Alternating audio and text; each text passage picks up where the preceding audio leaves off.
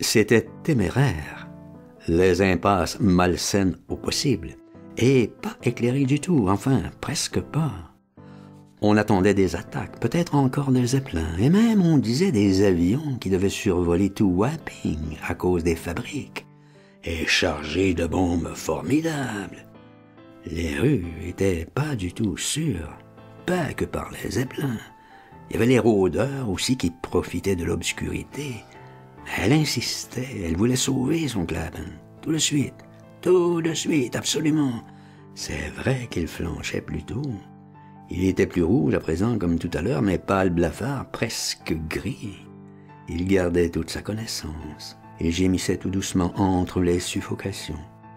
On a fini la bouteille et puis encore une deuxième comme ça, tout en discutant si elle irait ou irait pas chercher le docteur Chlodovitz. La seconde fiole, c'était du cognac. On s'est animé tellement qu'on a réveillé le bourreau. Il grognait là-haut, il descend. Tout de suite, il veut tout nous boire. Le vieux aussi, il veut tout boire.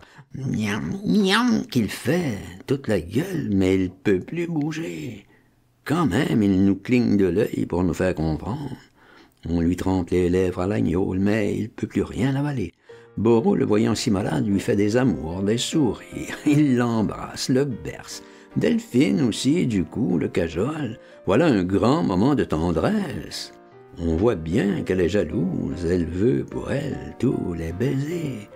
Finalement, ils se tassent ensemble, ils se trifouillent, papouillent, ils s'en mêlent les uns dans les autres, comme ça, sur le lit du pauvre malade. Je savais pas trop quoi dire ni faire devant ces démonstrations, mais je me trouvais bien installé. J'en demandais pas plus. Je m'étais fait une sorte de litière avec les tapis d'Orient, les ouatines et les couvre-pieds coincés entre le mur et l'armoire. Je me trouvais pas mal. Je ne demandais pas autre chose. Ça me rappelait mes gardes d'écurie, mais plus dans le fumier, par exemple. Dans les brocarts et les peluches. Très bien que je me disais qu'ils s'amusent et qu'ils s'amusent, la jeunesse se passe. Je les voyais aux gringues. Moi, je vais faire un sérieux dodo. Après, je monterai à la cuisine. Je me trouverai bien un petit morceau. Mais après toutes ces fatigues, d'abord écraser, à ronfler. La faim passe après.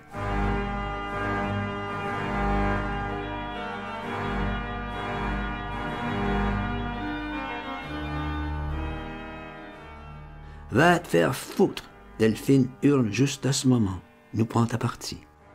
Qu'on ait des hontes et des bourreaux, on ne la laisse pas chercher le médecin, que c'est effrayant, notre conduite, ça la met hors d'elle. Mr. Clapham, Qu'elle glapit. you need a doctor, il vous faut un docteur. Le vieux, il est bien écroulé, mais il se méfie tout de même, là, zut. Il ne reste pas tout seul avec nous.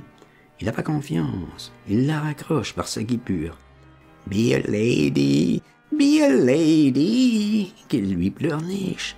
Don't go out by night, ne sortez pas le soir. But I am a lady, sir, lady I am. Elle, une lady? Cette question est comment, lady? Tout à fait une dame, et de toute première qualité. Ah, faudrait pas qu'il en doute. Ça l'offense tout de suite. Elle lui fait bien voir. Elle reprend tout de suite ses mitaines, elle retape ses mèches, son chapeau, ses fleurs, son autruche, une épingle pour la voilette, et hop, la voilà parée, absolument prête, résolue comment. Salut Delphine, salut la belle, oh salut donc, personne n'empêchera. Un petit verre alors, et courage. Un hurrah pour la décider. Madame trompe la nuit, et même Clapham qui chantera le rauque, le franc couplet, l'envoi de l'étrier et le coup du départ.